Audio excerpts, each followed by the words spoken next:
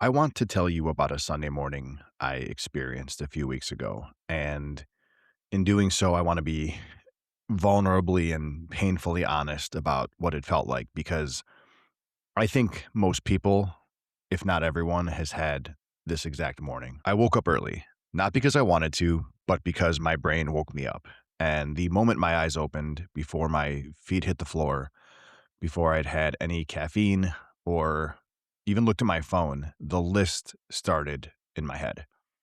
First, work. I had an inbox full of emails that came in late Friday and across my Saturday, and a stream of Slack messages that made those emails look insignificant. I had so many Monday morning calls to prepare for. I had internal reviews that I had to get through that were stacking up.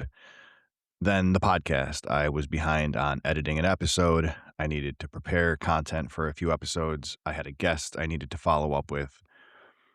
Then my book. The publisher had given me layout notes that I'd been sitting on for a week. And then most importantly, my kids. One of them I know needed help with a school project. Another has a schedule that week after week challenges the bounds of space and time. And my oldest, the third, who I hadn't really connected with much that week, and there was significant guilt sitting on my chest. Then the house, laundry. I hadn't checked my mail in days. I'd skipped a workout, I think 4 days in a row, and personal commitments I'd made to people I care about that I had not followed through on. All of this, every single one of these things, hit me in the first 60 seconds of being awake like a massive wave. And I wish I had felt motivated to jump out of bed and attack it, but I didn't. I felt paralyzed. This high-level, chest-tightening anxiety that felt like it was pinning me to my bed. Because in my mind, every single one of those things that I just listed and everything else I didn't list had the same weight. Everything was urgent, equally important, and equally overdue. And my brain could not figure out where to start because every direction felt like I was already behind. So, do you know what I did that Sunday? I did nothing. I set all of it down, all of it. I didn't answer an email. I didn't open my laptop. I didn't touch the book or the podcast or the laundry. I just stopped. I spent the day with my kids and with my parents and brothers celebrating my brother's birthday. And guess what? The world did not end. And then on Monday, I did something I've done many times in high school and college based on some great advice my mom gave me maybe 30 years ago. I sat down with a old-fashioned piece of paper and I drew a line down the middle. On the left, I wrote things that I had to do or there would be consequences. And on the right, I wrote down things that I wanted to do but that had no deadline and could wait. And then what I found when I looked at that paper shocked me. The first list, the things I had to do, was pretty short, maybe 5 or 6 things. The second list was everything else. Almost everything I'd been white-knuckling, almost everything that had prompted me to lose sleep or kept me in bed with my wheels spinning could survive being set down. The world was not asking me to keep every ball in the air. I was asking me to do that. And that was causing me to break under a weight that I had assigned to myself. A few days later, the same person that taught me about this list-making technique introduced me to another concept that captures those ideas even more clearly. My mom sent me a video where the individual speaking talked about a rubber ball and a glass ball theory. And with the benefit of some reflection, I've realized it's the simplest, most useful framework I've encountered in years. So before we go any further, thanks to my mom, Matt Campobasso, for teaching me about the 2 sets of ideas that underlie this episode. When we come back, I'll be making the case for not keeping every ball in the air.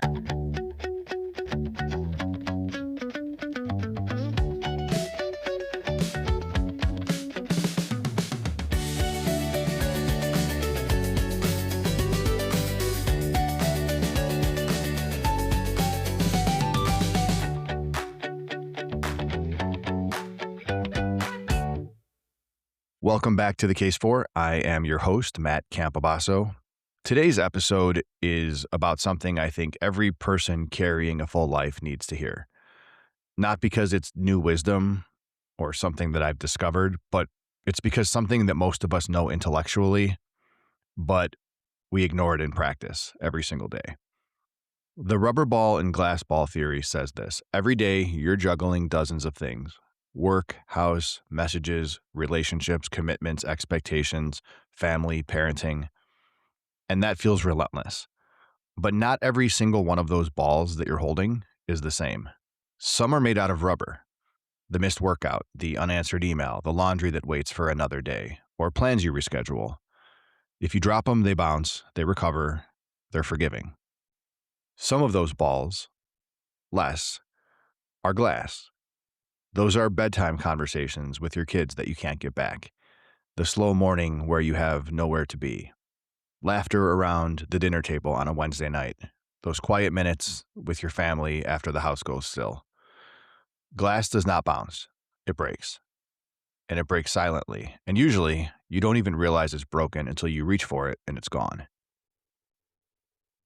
As anyone who listens to this podcast knows, I'm a father of 3. I'm an attorney.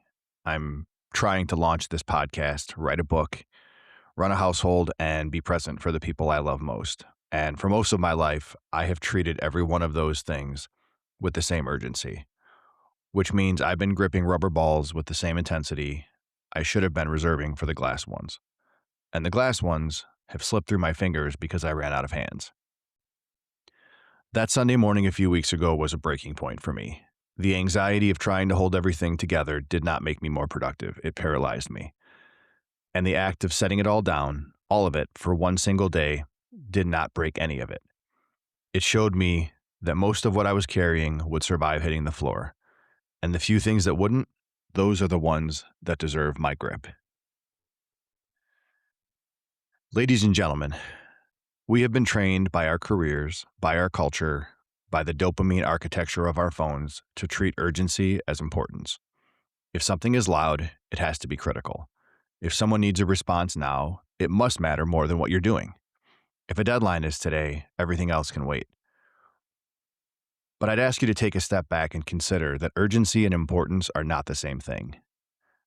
In fact, they're often inversely related. The most important things in your life, the relationships, your health, your children's childhoods, your own inner life, are almost never urgent. They don't send push notifications. They're not fighting for your attention. They don't have deadlines. They don't CC your boss. They just sit there quietly, patiently waiting for you to choose them. And because they're patient, they're always the first thing we defer. I'm not arguing that work doesn't matter. I'm not arguing that deadlines aren't real. I'm arguing that the person who drops every ball trying to hold them all is not more committed than the person who sets the rubber ones down. They're just less aware of what they're holding. Let's talk about the exhibits in support of the case for not keeping every ball in the air. Exhibit A, the Sunday Morning Audit.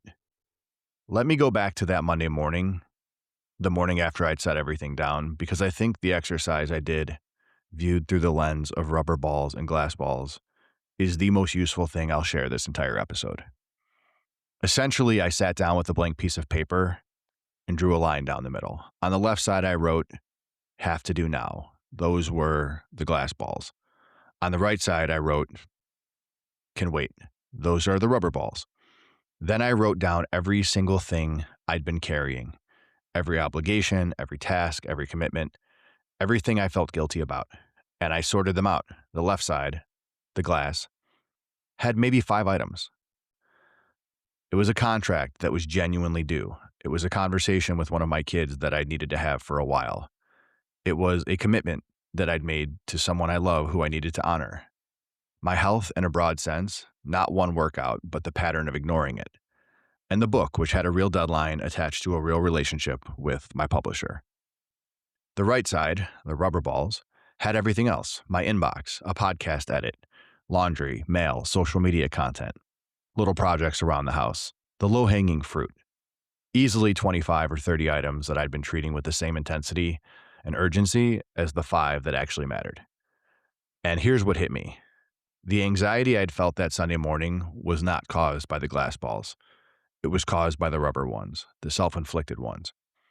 The sheer volume of bouncing things that I'd been gripping as though they were irreplaceable.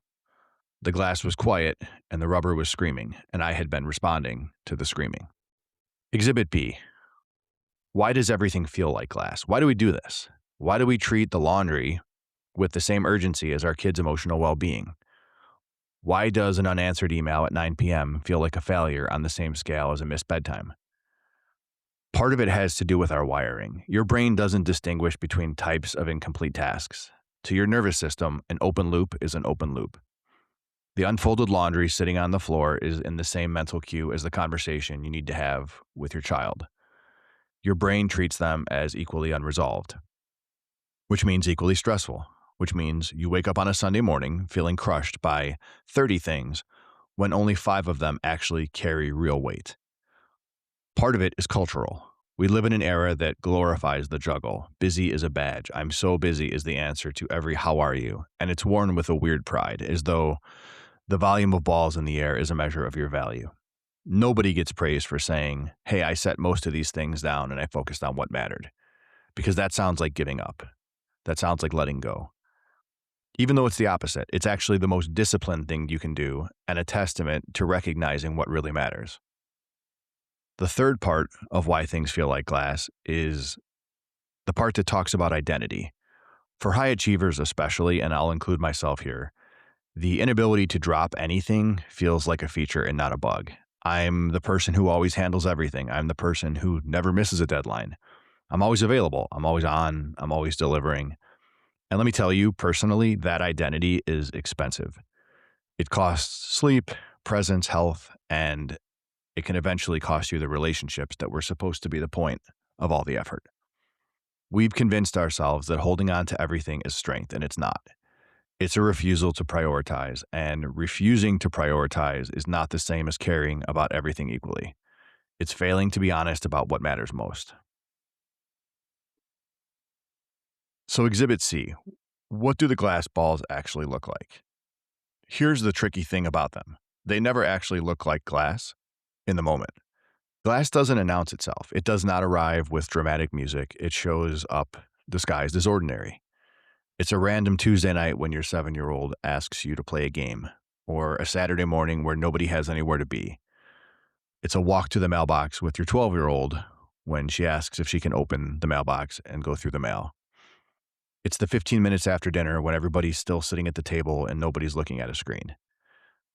Those moments don't feel like they matter when they're happening. They feel really small. They feel repeatable.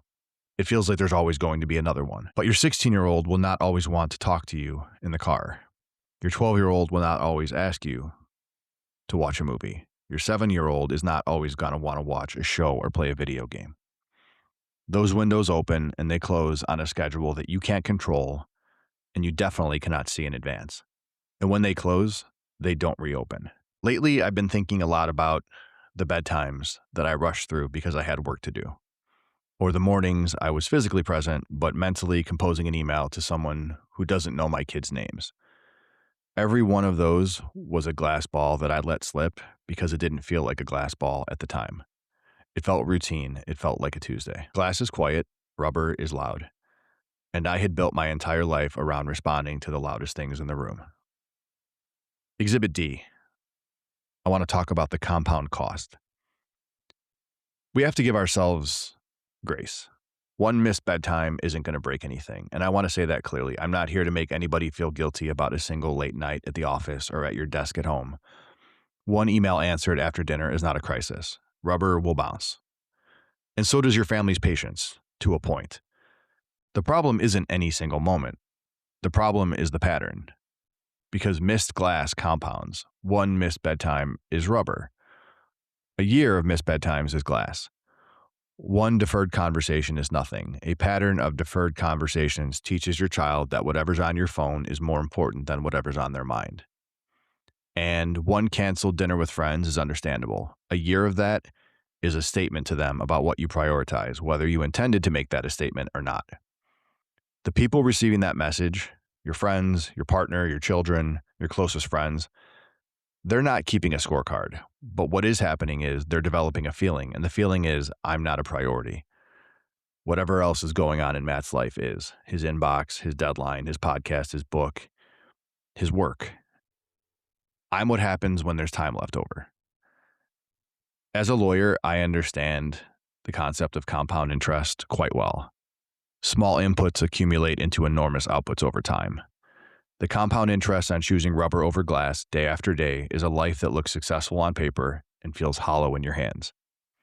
You kept every professional ball in the air, and the glass ones fell and shattered so quietly that you didn't hear it until it was too late to do anything about it. Let's talk about the objections. Number 1, Matt, I don't have the luxury of setting things down. My boss expects immediate responses. My clients need me to be available. If I start dropping work balls, I'm going to lose my job. And then the glass doesn't matter because I can't afford the house that it happens in. I get it. I've actually made this objection to myself when I've prioritized work over my kids or over personal things. There are professional obligations that are genuinely immovable. There are seasons where work is going to demand more. I've talked about seasons on this podcast, and I'm not pretending that everybody has the same flexibility, but I'd push back on this. Most of us overestimate how much our work is genuinely urgent and underestimate how much of it is just loud. After my Sunday morning, I went back through my sent emails from the prior week, the ones I'd answered at 8 o'clock at night, the ones that had pulled me away from dinner or my kids or my own health. And I asked myself, what would have happened if I'd answered this tomorrow morning?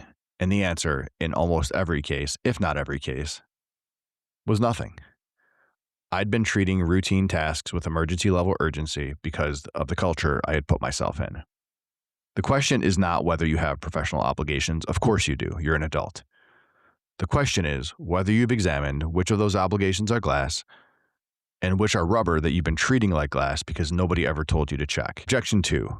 Matt, this is a great metaphor, but it oversimplifies life. Some things are both rubber and glass because some things are urgent and important. And that's a fair objection. Life is messy, and not everything sorts cleanly. In fact, when I was making that list a few Sundays ago, there were a couple things that I wasn't sure where to put. But the metaphor isn't meant to sort every decision into a perfectly binary system. It's meant to create a pause, a half second of recognition before you react. Instead of responding to whatever's loudest, you can take one moment and ask yourself, is this rubber or glass? Even if the answer is complicated, the question itself changes how you show up. It moves you from reactive to intentional. And in that intentionality is where the glass gets guarded. Ladies and gentlemen, here is what that Sunday morning taught me. I had been living as though every ball in my hands was glass. Every email, every deadline, every obligation, every errand. I gripped all of them with the same intensity, the same fear of letting anything fall. And when you treat everything like glass, nothing is. Because you're so busy protecting things that would have bounced that you run out of hands for the things that won't. One missed workout will forgive you. One unanswered email will wait. The laundry's not going anywhere. The rescheduled lunch, your friend's going to understand. Those things are rubber. Let them bounce. But your daughter asking you to play cards, that's glass. That's this version of her at this age, in this window that is closing, whether you see it or not.